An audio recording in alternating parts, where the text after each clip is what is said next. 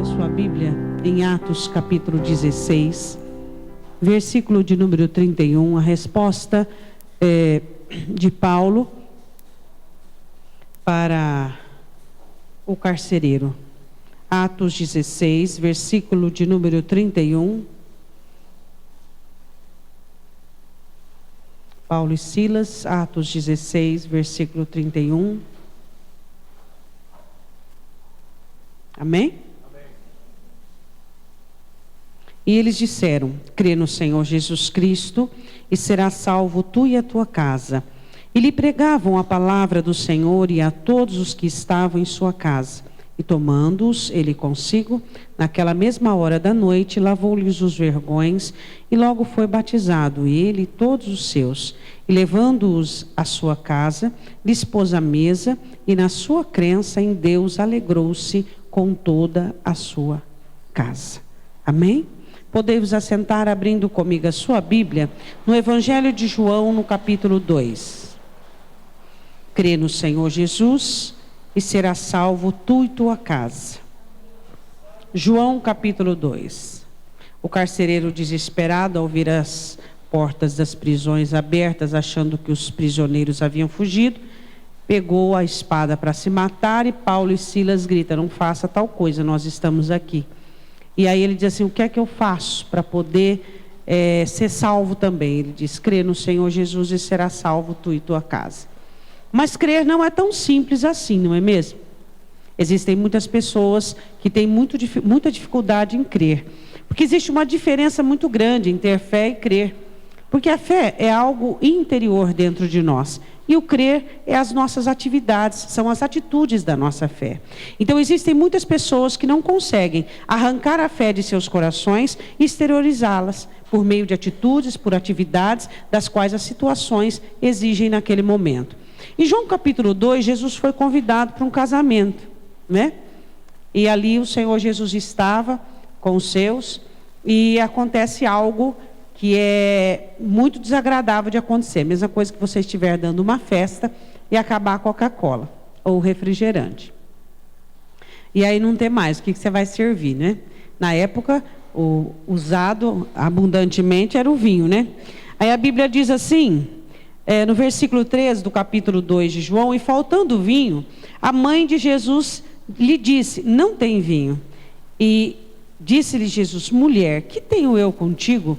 Ainda não é chegada a minha hora. Bom, não vamos falar sobre isso. Versículo 5: sua mãe disse aos serventes: fazei tudo quanto ele vos disser, obedecei. E estavam ali postas 6 talhas de pedra para as purificações dos judeus, e em cada uma cabiam uns 3 almudes, mais ou menos em cada almude, um bato, 36 litros, vezes 3, 108 litros. Vamos lá. Aí disse-lhe Jesus, versículo 7, enchei de águas essas talhas, e encheram-nas até em cima. E disse-lhes: tirai agora e levai ao mestre-sala. E levaram, e logo que o mestre-sala provou a água feita em vinho, não sabendo de onde viera, se bem que o sabiam os serventes que tinham tirado a água, chamou o mestre-sala ao esposo e disse-lhe: todo homem põe primeiro o vinho bom, e quando já se tem bebido bem, ninguém mais consegue ter paladar para discernir entre o bom e o ruim, então coloca o inferior. Mas tu guardastes até agora o bom vinho. Não existem situações que mais trazem desesperança nos seres humanos do que conflitos familiares. Nada consegue desestruturar um ser humano, um cristão, do que situações familiares. A palavra do Senhor diz que naquela festa o vinho acabara. Acabou o vinho, acabou a festa, acabou a alegria. E chegou o quê? Chegou a vergonha e os comentários, né? Você já viu até aquele ditado que nenhuma festa é perfeita? E por mais que você faz tudo de melhor, sempre tem alguém falando mal, porque demorou, porque isso, porque aquilo, porque tem muita fila, porque isso, e assim vai. E lá também não era diferente, e assim agora com razão. As pessoas diriam: ó, eles fizeram o casamento, mas não tinham condição de fazê-lo. O vinho acabou. E Jesus estava na festa. E Maria chega para Jesus e comenta sobre o assunto, e ele manda os serventes encher as talhas, e manda colocar água e manda servir. e aí a água é transformada em vinho. E o vinho que Jesus transforma é o melhor vinho que aquele noivo trabalhou e pôde comprá-lo. A obra de Jesus na sua família, ela vai ser infinitamente maior do que todo o teu trabalho, do que todos os seus esforços, do que toda a sua iniciativa, do que tudo que você deu e pôde fazer. Esse é o nosso Jesus. É o Jesus que traz o último vinho por último. As Escrituras dizem assim: o teu princípio pode ser pequeno, mas o seu último estado será grande em extremo. Nós precisamos acreditar nisso. Precisamos não sermos relapsos quanto aos nossos esforços, quanto à nossa mudança e à nossa necessidade de transformar a nossa casa e a nossa família segundo a nossa expectação. Mas também não podemos nos esquecer que adiante de nós, e não por trás de nós, existem muitos cristãos que colocam a presença de Deus, a ação de Deus atrás deles. Eles vão à frente tentando fazer as coisas no braço, na violência, na metodologia, e se esquecem que quem vai à frente é o Senhor Jesus, trazendo direção, dando sabedoria, mostrando, abrindo os olhos. E aí, quando não havia mais esperança para aquela festa, não havia mais esperança para que a alegria continuasse, então Jesus trouxe o melhor por meio do milagre. Diga comigo: o melhor só vem por meio do milagre. Às vezes eu quero fazer o melhor, mas não consigo. Você também é assim? Ou será que sou só eu? A gente quer fazer o melhor, não é mesmo? A gente quer fazer o melhor para aqueles que nós amamos. A gente quer fazer o melhor. E às vezes, quanto mais a gente quer fazer melhor, mais a gente estraga. Não é verdade? Só que o melhor só pode vir por meio dele. E quando nós conseguimos entender que a nossa família é um presente de Deus, e que nós somos apenas, vamos dizer assim, atores coadjuvantes, e que o Senhor Jesus, Ele é o centro de tudo, Ele é o absoluto, é Ele quem faz as obras, é Ele quem opera, e aí nós conseguimos entender coisas que são muito importantes, rudimentares para a nossa vida. Às vezes nós nos sentimos tão responsáveis pelos nossos, que a responsabilidade é transformada num fardo. Ela é transformada num jugo tão grande, que você começa a ficar cansado.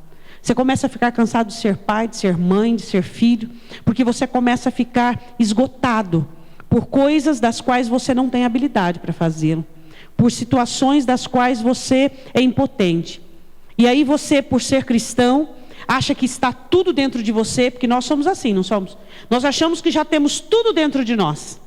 Nós já temos o poder, toda a força, toda a habilidade, e nos esquecemos daquilo que está escrito em João: o homem não pode receber nada se do céu não lhe for dado. Existem muitas e muitas coisas lá do alto que ainda está por vir até nós, ainda está para nos encontrar, ainda está para fazer, para trabalhar por nós. Mas nós, como crentes já experimentados, achamos que somos dotados de toda habilidade, de toda capacidade, de todo reservatório e toda a dispensa dos céus. E nos esquecemos que o nosso Deus, Ele é infinito, Ele é insondável, imensurável. Não há como medir as forças e o poder dEle. E aí, quando nós já temos em nossas mãos e atividades todas as nossas atitudes impostas, todos os nossos recursos lançados, então caímos num caos de desânimo, de apatia, achando assim: eu já fiz de tudo para consertar meu casamento, para consertar minha família, e nada deu certo. E aí nós achamos que o tudo se baseia dentro de nós, e nos esquecemos que o céu é uma dispensa enorme para transformar a nossa vida. Às vezes você se encontra no final do ano cansado, estafado, porque você resolveu todos os problemas, ou se não resolveu, deu um jeito de equilibrá-los e deu um jeito de amortizá-los. E aí você está muito cansado, esgotado, e quando você olha para você, você já está perdendo o sabor pela vida, você já está perdendo a alegria pela vida. E o seu emocional é algo muito precioso, e alguns de nós apenas cuidamos gradativamente, periodicamente do nosso espiritual, e abandonamos o nosso emocional. Mas saiba você, se você for afetado de uma maneira bem grave no seu emocional, muitas coisas serão prejudicadas, e você pode chegar até a uma inatividade e até uma doença. E é sobre isso que eu quero falar agora. Eu quero falar de pessoas que são atingidas por enfermidades emocionais e que elas se tornam inatas para a vida. E existem algumas regras na família que nós deixamos de observar, e é por isso que nós às vezes nos complicamos e a situação de complicada passa a complexa. Eu quero que você vá comigo em 2 Reis, capítulo 4, se você puder ir comigo. Eu gosto muito de falar dessa mulher, quando eu falo sobre família, porque a palavra do Senhor lança uma responsabilidade muito grande sobre a mulher de ser edificadora. E quando eu falo dessa mulher de 2 Reis, eu falo que ela poderia ser fraca, débil, ela poderia optar por um dinheiro fácil, ela poderia optar por insurgir-se em si mesmo, ela poderia optar por depressão, por revolta, mas ela optou por buscar a Deus. Aí você se pergunta o que levou essa mulher a ter forças para tal? Objetivo. Diga comigo, objetivo. Um dos trâmites de Satanás e dos alvos de Satanás é fazer você ser subjetivo. É fazer você perder o foco, o alvo e o objetivo. É você distrair-se com coisas das quais não é o momento, não é a hora, e você não tem condição para aquilo. Porque as coisas bem feitas são feitas quando você está adequado para tal, no momento e na hora adequada para aquilo, no tempo. Então você tem que estar preparado no tempo e você tem que ter a ferramenta adequada para aquilo. Se você tiver boas intenções e não estar preparado para fazer, você vai se destruir. Se você tiver boas intenções e estiver preparado para fazer e não for o tempo, você vai estragar tudo. Se você tiver boas intenções, estiver preparado e você estiver no tempo, mas não tiver ferramenta, você vai encontrar a derrota. Então não somente precisamos ter boas intenções, não basta você querer que dê tudo certo, não basta você alvejar o correto, alvejar a vitória, você querer que dá certo, não adianta. Quantas pessoas lá fora querem que as coisas deem certo e não dão? Por quê? Porque elas não sabem essas 3 regras, as regras que o Senhor nos deixou. Você tem que estar preparado, tem que ser o tempo adequado e você tem que ter as ferramentas necessárias. Então nós temos que aprender as coisas adequadas. E quando nós temos essas 3 regras como base, qual é? Eu tenho que estar preparado. Que preparação é essa? Eu tenho que estar preparado emocionalmente. O que eu tenho que fazer? Eu tenho que separar dores de um lado e a atividade do outro, porque se eu não separar as duas, a dor irá sucumbir o exercício da atividade. Vou simplificar: se você resolver sentir, você cairá em depressão. Então eu preciso separar a dor de um lado e a atividade do outro, porque se eu deixar as duas juntas, a dor vai sucumbir à atividade e eu não vou fazer nada e vou entrar em depressão. Para que eu esteja preparado para fazer o que eu tenho que fazer, eu não posso estar sensibilizado pelas minhas tragédias. Eu tenho que ter consciência delas, estar a par delas, mas eu não posso estar extremamente sensibilizado. Posso sim sentir algumas dores, desde que essas dores não me faça desequilibrado e não tire de mim a força necessária. Segundo, como é que eu sei o tempo de agir? Você sabe como é que você sabe o tempo de agir? Quanta gente agindo fora do tempo. Qual que é o tempo de agir? O tempo de agir é quando você vê Deus a um passo à frente de você. Nunca quando Deus está atrás. Nem por força, nem por violência, mas é pelo meu espírito. Quantas vezes você fez coisas em que Deus não estava diante, mas era a sua suposta ousadia de crente, não é mesmo? Era a sua iniciativa pessoal, era a sua gana, a sua personalidade, a sua vontade de pôr as coisas no lugar, não é verdade? Porque nós temos vontade de colocar tudo no lugar. Para quê, pastora? Porque nós somos dependentes do exterior. Nós queremos que tudo do lado de fora esteja em concordância para que nós nos sintamos bem. Então nós, às vezes, somos audaciosos e desequilibrados e vamos adiante, achando que tem que ser feito naquele momento e naquela hora, porque nós precisamos nos sentir bem, porque não podemos ser transtornados por uma visão exterior, uma ótica exterior, que não é favorável àquilo que nós esperamos. Só que nós entendemos, quando se diz respeito à família, nós lidamos com seres humanos individuais, cabeças pensantes, e muitas vezes pensantes a tal ponto que diverge totalmente da sua. E tem uma coisa que eu aprendi com Deus, você pode dizer que isso é meio drástico e rude, mas eu aprendi da mesma fonte que você aprende coisas. Quem não quer ouvir o que você pensa, não pode ter as dores do seu coração. Você não pode doar o seu coração para quem não recebe a sua mente, porque você vai ser fragilizado e destruído. Só pode ter as dores do seu coração aquele que recebe a sua mente, o que você pensa, o que você sabe, aquele que honra o seu conhecimento. Aquele que despreza o que você sabe, pisará no que você sente. Os seus sentimentos para ele serão desnecessários, frívolos, inúteis. E aí você vai sofrer, vai definhar, e no final, vai ser tudo inútil. Continuando. Você só está preparado quando consegue dividir suas dores das suas atividades. Qual é o tempo que você deve agir quando Deus está um passo à frente? Quais as ferramentas que você precisa para trabalhar em questão de família? Depende da situação e depende da circunstância, é a ferramenta adequada.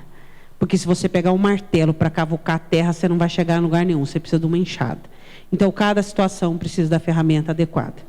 Bom, essa mulher aqui perde o marido e os credores, o marido devia, os credores vêm para buscar os 2 filhos. O que ela faz? Vai prostituir? Não. Pega os filhos para fugir? Não. Era onde ela morava e habitava.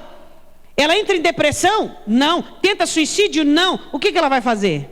Chega para Eliseu, dizendo: meu marido servia ao Senhor e veio os credores para buscá-los. E ele faz uma pergunta: o que você tem em casa? Diga: o que eu tenho será suficiente para salvar a minha casa. Deus é fiel. Você pode dizer: Deus é fiel? Às vezes você olha para um problema familiar e aquilo parece tão intransponível, tão absurdo, tão impossível, que você fica tateando, buscando condições e reservas. Mas Deus diz: o que você precisa para salvar a sua casa já está dentro de você. Deus antes já antecipou e já deu as reservas. O que é que você tem em casa? Eu não tenho nada, apenas uma botija. Então entra na tua casa, fecha a porta e pela fé multiplica o óleo. Quero ler esse versículo com você do capítulo 4, versículo 7. Então veio ela e o fez saber ao homem de Deus e disse ele: vai, vende o azeite e paga a tua dívida, e tu e teus filhos vivei do resto. Prosperidade quando há obediência. Essa mulher, eu vou dizer mais uma vez, ela foi buscar em Deus a solução para o seu problema familiar. Qual era o problema familiar dela? Os 2 filhos serem levados como escravo. Pastora, mas ela havia ficado viúva recentemente. Só que ela tinha um problema maior, que era a preservação física dos filhos. Como é bom quando você tem um problema maior que a sua dor, não é verdade? Hã? É bom ou não é? É o seu escape. É um dos escapes. Um problema maior que a sua dor, que te força a agir de uma maneira favorável. Porque é muito bom, você colocar uma placa na frente do seu quarto dizendo: estou em depressão, estou insurgida em mim mesmo e eu preciso de um tempo para parar tudo. É muito bom, não é verdade? Quando nós, às vezes, temos coisas a fazer, como ouvir Deus, como agir na direção de Deus, resolvemos entrar numa clausura, resolvemos entrar num buraco, numa caverna, ou então fugir. Aquela mulher poderia ter fugido, mas a fuga não é aconselhável. Existem pessoas que optam pela fuga porque se acovardam diante de situações que exigem mudanças. Mudar é fácil? Não, porque senão todo mundo estaria de boa forma, emocionalmente, espiritualmente. Mas mudar não é fácil, por isso que é necessário. Coisas fáceis não são devidamente necessárias. Agora, coisas difíceis são necessárias. E aquela mulher precisava ignorar a dor dela para preservar a integridade pessoal dos filhos. Quando você assume responsabilidade de casar, ali naquele momento morre grande parte do seu interesse pela sua própria vida. Você precisa entender que você está assumindo uma responsabilidade com o próximo. Respeito, amor, abnegação, renúncia, busca, procura, situação salvífica. Existem pessoas que casam e não deixam de ser filhos. Não conseguem ser cônjuges. E aí o seu casamento não dá certo. Por quê? Porque ainda continua filho. A filha da mãe, do pai, o filho do pai, da mãe. E aí começam o quê? Aí concebem e têm filhos, mas nem conseguiram ser cônjuges. Como é que vão ser mãe e pai? Explica para mim. E aí vira uma bola de neve que não chega a lugar algum. Antes de você casar-se, você precisa entender que ao casar, você colocou a sua filiação em segundo lugar e a sua vida conjugal em primeiro. E quando você tem filhos, é então assim, conjugal primeiro, filiação, você como mãe e pai, e depois você é parente. Existem pessoas que não conseguem entender essa logística familiar. E aí por isso que suas casas, suas famílias não dão certo. Trazem para o relacionamento conceitos, realidades, vida emocional, traumas e dores, e aí começam a repetir tudo aquilo nos filhos. Por quê? Porque não ficaram livres do contexto do passado. Essa mulher ignorou aquilo que sentia no momento necessário, tá? Não são todos os momentos da vida que você deve ignorar o que você sente, mas naquele momento era o que ia trazer a solução. Ela ignora a dor particular de perda para não perder mais. Você já entendeu aquele texto que diz assim, um abismo chama outro abismo? Por quê? Porque as pessoas, elas assumem a perda de tal maneira, e aí começa um efeito dominó, e aí começa a perder tudo. Por quê? Porque a perda causou um dano tão grande, tão gigantesco, ela foi assumida de tal maneira, que aí começa um efeito dominó. Tudo começa a perder, perde-se a autoestima, perde-se a fé, perde-se a comunhão, perde-se responsabilidades, e aí vai perdendo. E aí você olha para a pessoa e vê só derrota. Derrota em si mesmo, derrota na família, derrota em todos os ângulos. Por quê? Porque Jesus é a solução. É ou não é? Segundo Samuel 18, um pouquinho para trás, eu falei de uma pessoa que venceu o seu emocional. Eu quero falar de uma pessoa muito importante para mim e para você. 18:33, Davi. Mas ele não se recobrou o seu emocional. Davi foi um homem muito importante na história de Israel e do reino de Deus. Só que Davi cometeu um erro na vida. Esse erro foi fatídico. Eu digo a vocês, eu disse segundo Samuel 18:33. Existem erros e erros na vida. Existem erros com consequência leve, média, grave e gravíssimo. E o erro dele foi gravíssimo. E a Bíblia diz, como consequência do adultério dele, ele recebeu uma maldição consequencial. E ele perde o filho que ele muito amava, Absalão. Davi era um homem assim, um tanto familiar, de uma maneira complicada. Por exemplo, tinha um filho dele que ele nunca tinha dito não para o filho. Ele era um homem envolvido nos negócios do Estado, em reino, e ele tinha uma dificuldade muito grande de relacionamento familiar. E Absalão se rebelou contra ele e acabou morrendo. Davi sente a culpa, porque tudo começou por meio do pecado dele. E no dia em que Absalão morre, Israel estava muito feliz, porque o rei havia voltado. Israel amava Davi.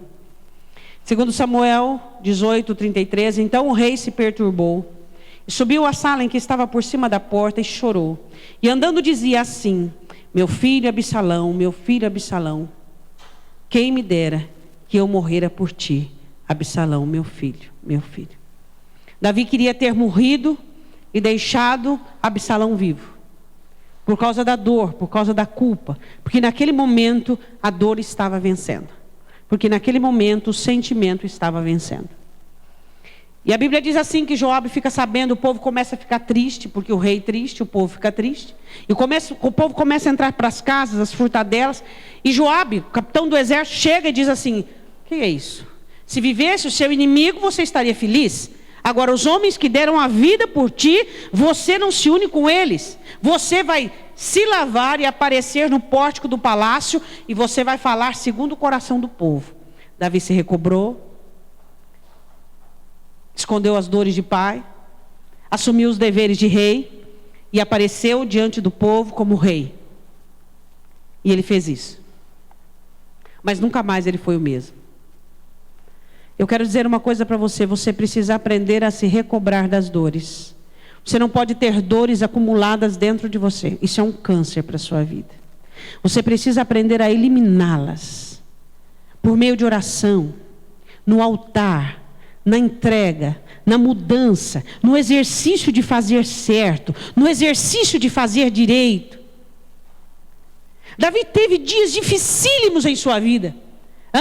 Que ele escrevia salmos, dos quais ele convertia a situação. A situação era trágica, ele convertia ela, falando da natureza, falando dos animais, falando das providências de Deus para a vida dele, falando de muitas coisas, comparando ele com animais. Eu quero ser como a corça, e ele dizia grandes coisas sobre tudo aquilo que Deus fazia. Mas neste momento ele não conseguiu vencer a dor, e quando a dor vence você, você é vencido de verdade. Existem dores que geram rebelião. Você precisa aprender a colocar para fora, diante de Deus, aquilo que te sufoca, aquilo que te causa tristeza. Porque se você não colocar, dores guardadas geram comportamento de rebelião ou de depressão. Você precisa entender isso. Por que eu estou falando dores nesse dia de família? Que é o que mais tem acabado com as famílias. Coisas que você vê, que você não consegue falar, coisas que você gostaria de receber, e a pessoa que está ao seu lado está totalmente alienada, sem sequer saber que você gostaria que ela fizesse daquela maneira. Quantas regras que nós não obedecemos, e por isso a nossa família, ela está partilhando de uma situação trágica. Eu quero falar sobre algumas regras de família. Se você não quiser abrir, não precisa, eu abro e leio para você. Eu quero falar da primeira regra, que é uma regra que tem que ser observada por mim e por você, e que nós pouco observamos. Em Gênesis 22, a palavra do Senhor diz que Deus pede Isaque a Abraão. Ele diz: vá e me sacrifica o teu filho. Abraão foi provado. Em Gênesis 22, versículo 12, Abraão entrega o filho. O filho não é morto, porque Deus provê o sacrifício. Em Gênesis 22, 12, então disse: não estendas a tua mão sobre o moço, e não lhe faças nada, porquanto agora sei que temes a Deus, e não me negaste o teu filho, o teu único filho. Versículo de número 16. E disse: por mim mesmo jurei, diz o Senhor, porquanto fizeste esta ação, e não me negastes o teu filho, o teu único filho. Você ama Deus mais do que seus filhos? Você ama Deus mais do que sua família? É muito fácil dizer que nós amamos, não é verdade? Só que quando nós somos provados, geralmente nós somos reprovados. Deus prova Abraão para ver se Abraão amava mais ao Senhor do que ao seu filho, que dele viria toda a promessa da descendência. Você que não tem filhos ou que vai ter filhos, é o amor mais forte que existe, falando em amor humano. Só que não pode ser o amor mais forte do que a Deus. Você tem que preferir morrer antes de preferir qualquer pessoa a Deus. O primeiro mandamento é muito claro: amarás o Senhor teu Deus de todo o teu coração, de toda a tua alma, de todo o teu entendimento e com todas as tuas forças. O amor a Deus está acima de tudo. E a Bíblia diz em Mateus 10:37, Jesus dizendo o seguinte: Quem ama o pai ou a mãe mais do que a mim não é digno de mim. E quem ama o filho ou a filha mais do que a mim não é digno de mim. O Senhor diz que é indigno de servi-lo, é indigno de chamá-lo como Senhor, aquele que dá preferência à família ao invés dele. Deus vem em primeiro lugar e não a família. Primeiro lugar é Deus, a fidelidade a Deus, o amor a Deus, a dedicação a Deus. A sua família é muito importante porque foi Deus quem te deu, e Deus deve estar em primeiro lugar, antes do seu cônjuge, antes dos seus filhos, antes de tudo, vem Deus. E hoje o que nós temos visto? Cristãos que priorizam relacionamentos conjugais a Deus, cristãos que priorizam filhos a Deus, cristãos que priorizam irmãos sanguíneos a Deus. Isso é um erro, equívoco, fatídico. Por quê? Porque Deus precisa estar em primeiro lugar, porque é a única maneira de chegar aquilo que você necessita até você. Você precisa amar a Deus acima de todas as coisas. Pastora, como eu sei quando eu faço isso? Analise a sua dedicação. A melhor maneira de você identificar você é por meio da sua dedicação. O quanto você tem se dedicado a Deus, o quanto você tem priorizado Deus à sua vida, o quanto você tem se entregado, o quanto você tem se consagrado. Segunda regra e lei estabelecida por Deus na família.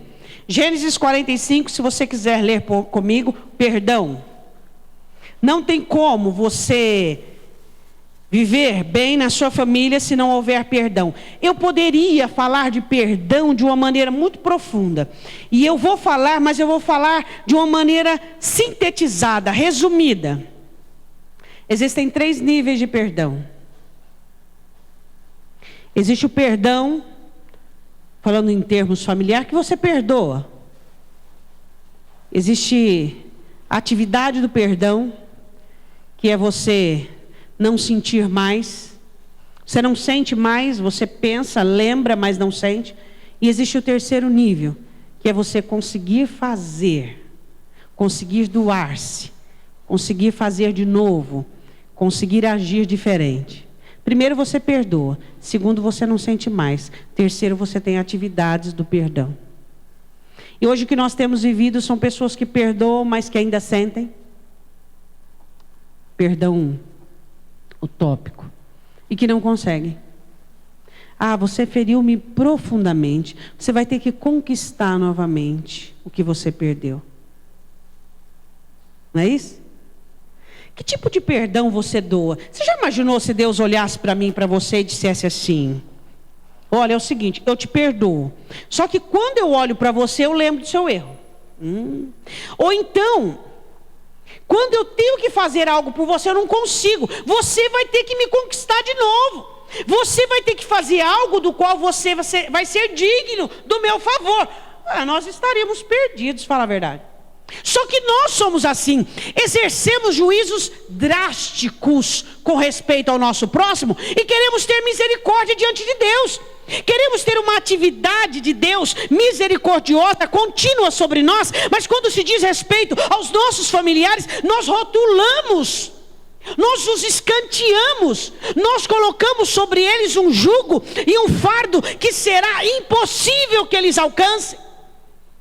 Quando nós nos reportamos a Deus, nós somos todo melancólico, todo dependente. Mas quando nós temos alguém perto de nós, dependente, tristonho, precisando dos nossos favores, nós seletizamos e dizemos: você é digno, você não é digno, você terá que conquistar, você terá que fazer me esquecer. E aí nós impomos condições que são impossíveis dos seres humanos alcançar.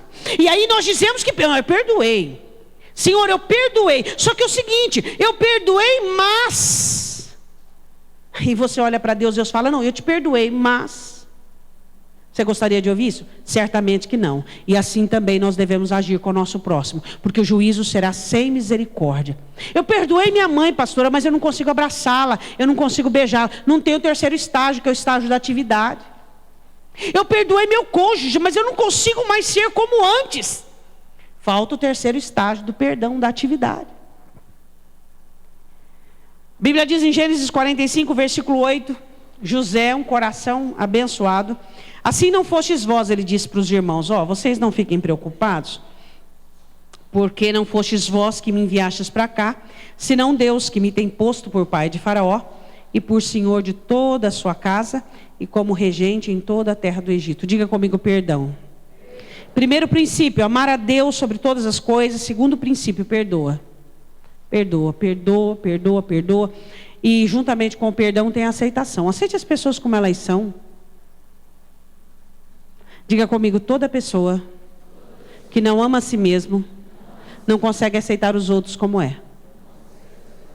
Pastora, como é que eu vou conseguir saber que eu alcancei o segundo mandamento? Eu sei me amar, eu me amo quando você conseguir aceitar as diferenças das pessoas. Quando você aceitar as diferenças das pessoas, porque as pessoas são diferentes. E nisso que está a beleza de Deus, e nisso que está essa incógnita maravilhosa do Senhor. Você vai dizer, não, agora eu me amo como eu sou. Eu sei me amar, eu sei cuidar de mim. Quando você aceitar que as pessoas são diferentes. Quando você aceitar que um é diferente do outro. E você não quer que todos sejam uma réplica de você. Porque senão a sua vida seria insuportável. Todo lugar que você fosse, tinha um igual a você. Ou parecido com você. Eu acredito que você ia entrar numa pane terrível. Você pensou? 5 de você chato como você, implicante como você, perfeccionista como você, semelhante a você. Você ia querer uma ilha. Então que bom que as pessoas são diferentes. Que bom que as pessoas, elas trazem situações diferentes e questões diferentes. Então vamos lá. Terceira regra e lei fundamental na família. 1 Samuel 25:17, sabedoria. Você é uma pessoa sábia? Uma pessoa que exerce sabedoria. 1 Samuel capítulo 25, fala-se de Abigail. Versículo de número 17. A palavra do Senhor diz assim, que Davi, por uma negativa de Nabal, manda matar toda a família de Abigail. E Abigail age com sabedoria. Não foi falar com o marido, nada, ela foi fazer as coisas que deveria fazer. Você é uma pessoa sábia? Pastora, qual é o maior empecilho para a pessoa ser sábia? A pressa. Toda pessoa imediatista não é sábia. Olhe para o seu irmão e diga, se você é imediatista, você não tem como ser sábio. Não sabe o que é imediatista? Meu negócio é para ontem, meu negócio é para ontem. Meu negócio é para ontem. Eu não sei, mas já estou fazendo. Meu negócio é para ontem. A sabedoria, ela exige que você seja paciente. Que você espere Deus trabalhar e espere as coisas acontecerem no tempo de Deus, na forma de Deus. Existem pessoas que são imediatistas. Elas não sabem esperar. Então qual é a primeira regra para que seu lar dê bem? Ame a Deus em primeiro lugar. Então você vai ser um instrumento, um herói dentro de sua família. Porque o tema da mensagem é, famílias precisam de heróis da fé. Segundo, o que você tem que fazer? Qual é o segundo mandamento da família? Perdão, aceitação. Qual o terceiro mandamento? Tenha sabedoria. Você precisa ser sábio.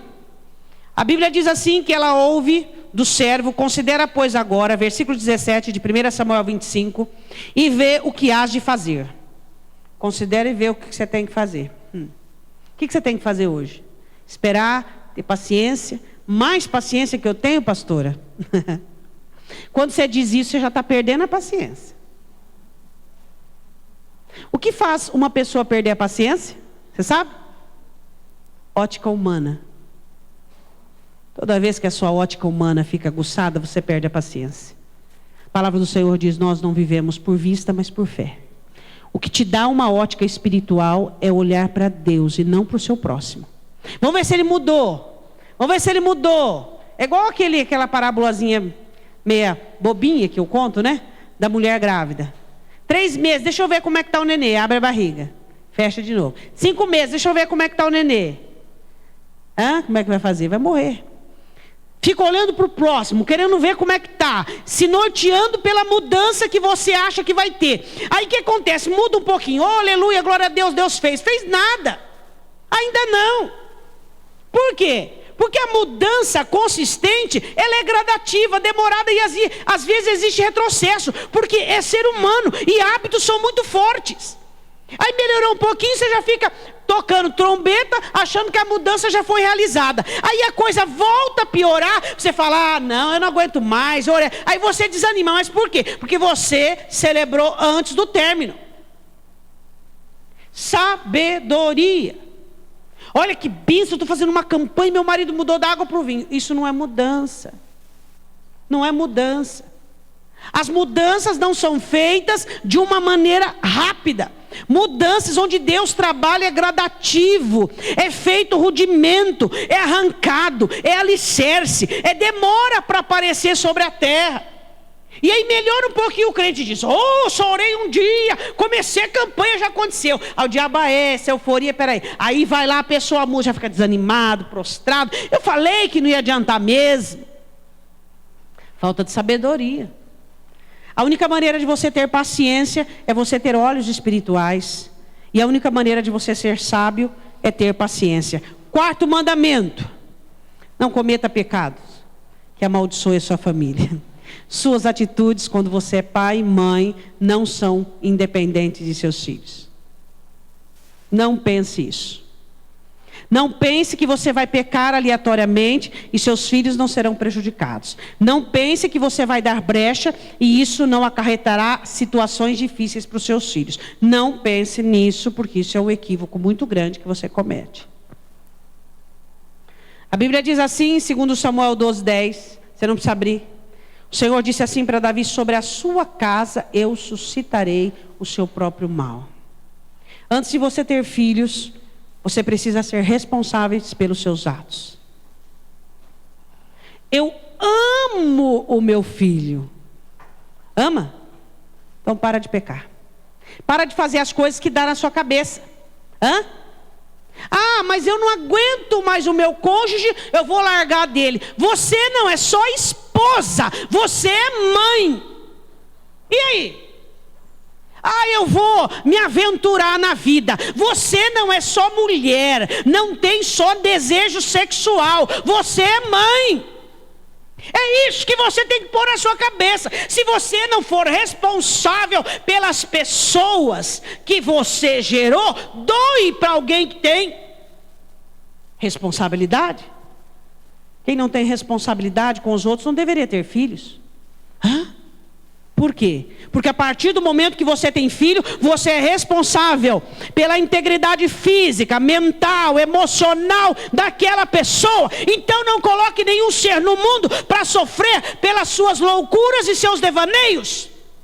Mas eu sou muito jovem, eu quero viver a vida, não posso ter só uma mulher. Não faça seus filhos sofrerem por suas atitudes insanas. Seja responsável. Não faça com que a sua família acarrete situações inadequadas, sofram por causa dos seus intempéries emocionais. Seja responsável por aqueles que você gerou diante de Deus. Se você cometeu erros e pecados quando estava no mundo, mas depois de convertido, isto é inaceitável, porque você conhece a verdade. E não leve maldição sobre os seus, se você de verdade os ama. Mas se você é uma pessoa egocêntrica, que pensa nos seus desejos, que pensa na sua carne, acima de qualquer outra realidade, então você certamente vai priorizar e seus vão sofrer.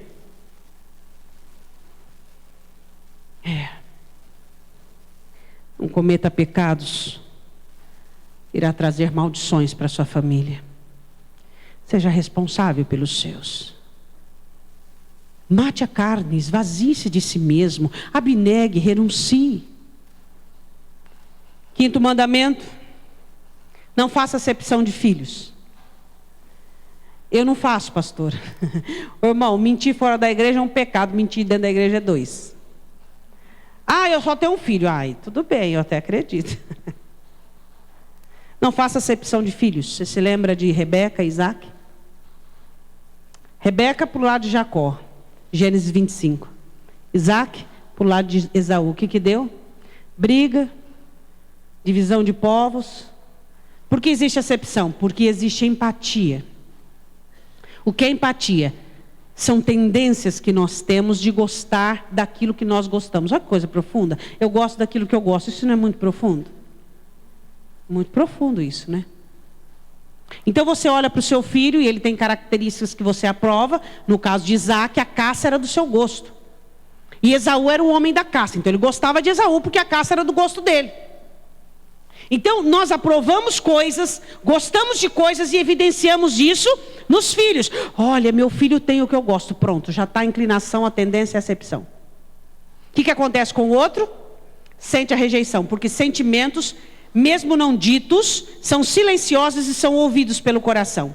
Aí o outro começa a dar trabalho, começa a ser rebelde, começa a chamar a atenção de uma outra maneira. Porque sabe que sofre acepção. O que eu faço, pastora, com isso?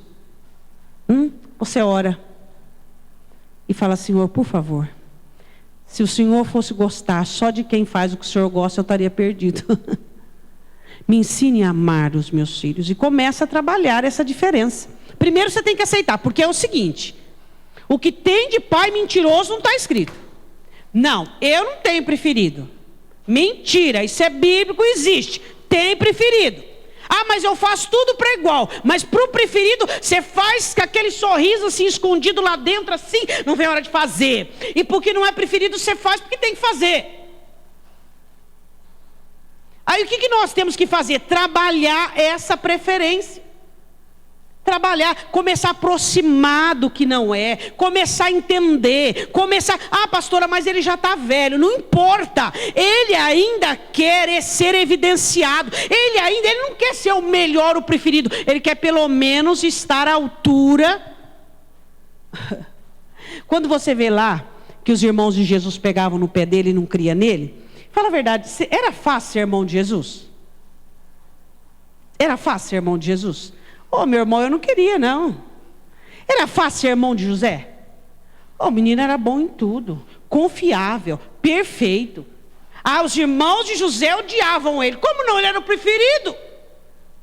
Era explícito. Jacó amava José, porque era o filho da esposa que ele amava. Era o primeiro. Então aquilo era escancarado. Por isso que os meninos odiavam José. Mas não era fácil ser irmão de José, não, meu irmão. Eu sei que às vezes não é fácil ter um irmão, às vezes, como você tem. É ou não é? Ou às vezes, você é o preferido. Quem tem preferidos aqui? Claro que deve ter, né?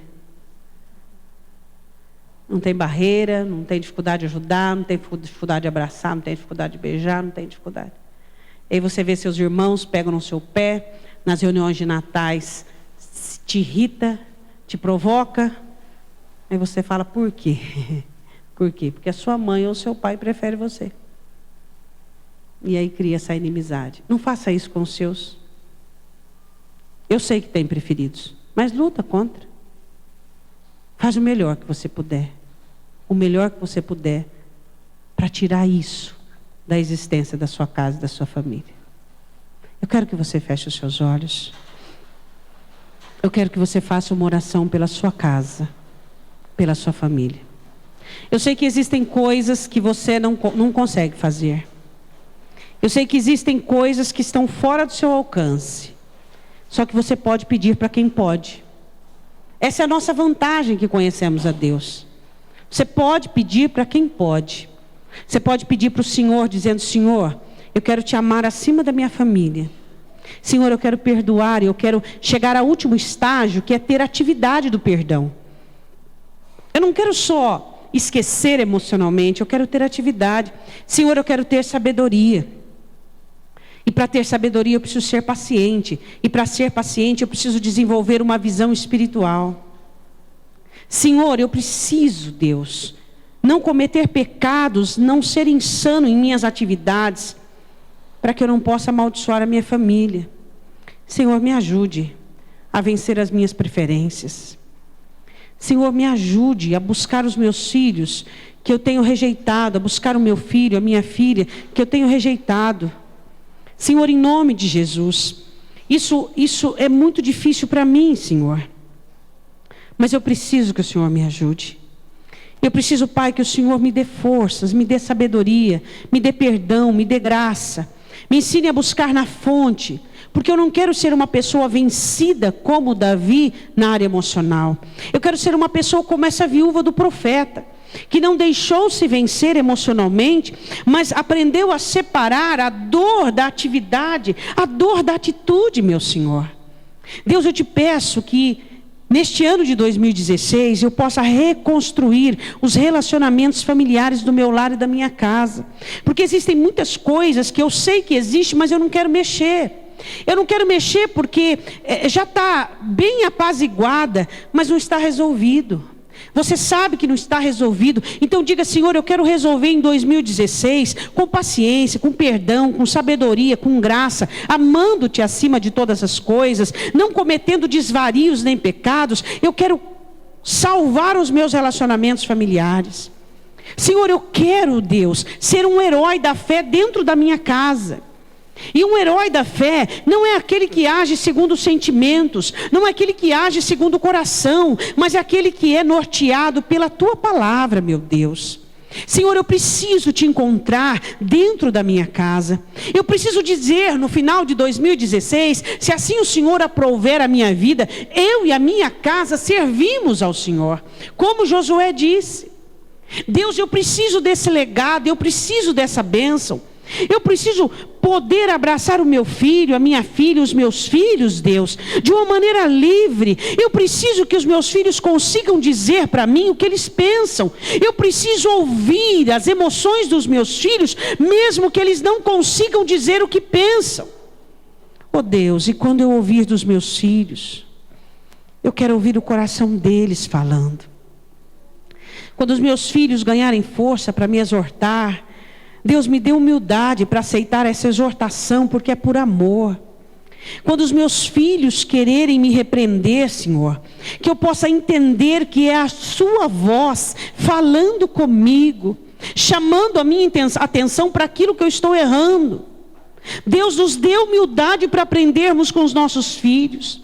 Nos dê humildade para reconhecermos que os nossos filhos são instrumentos do Senhor para nos ensinar.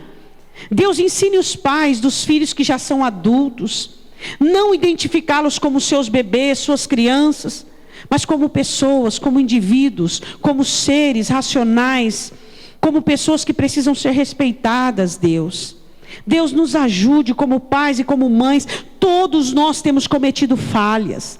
Todos nós temos cometido falhas, meu Deus. Porque relacionamento é algo difícil. Começou os embaraços no Éden e tem continuado até hoje. Nenhum de nós somos perfeitos nos nossos relacionamentos. E dentro desta palavra, todos nós temos coisas a mudar. Mas sozinhos não vamos conseguir. Nós precisamos da direção do Teu Espírito. Você, pai, que está aqui nesta noite, que teve dificuldade de relacionamento com o seu pai, e hoje tem dificuldade de relacionamento com o seu filho. Isso é algo que você traz dentro do seu coração, dentro da sua alma, e você precisa vencer isso.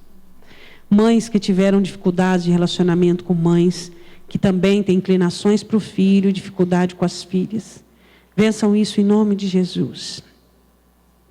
Eu sei que existem coisas que você não consegue. Existem coisas que estão fora do seu alcance.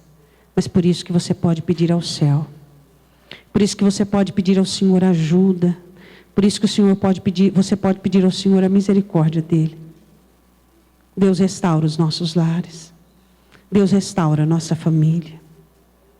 Que volte aos nossos lares o vinho da alegria. Que volte à nossa família a alegria, que a alegria no nosso lar não seja apenas nas festas e almoços de domingos, ou festas de natais e ano novo. Não, Senhor. Que a nossa alegria, Senhor, seja uma alegria perene e contínua, Pai. Seja uma alegria livre de liberdade, Senhor, sem julgo e sem fardos. Eu quero que você se coloque de pé em nome de Jesus. Eu quero que você feche os seus olhos.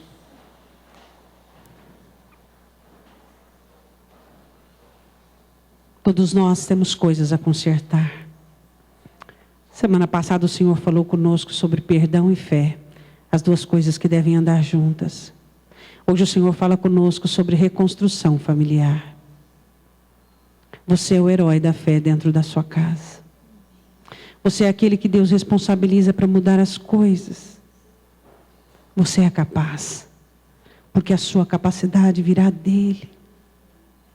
Você vai conseguir.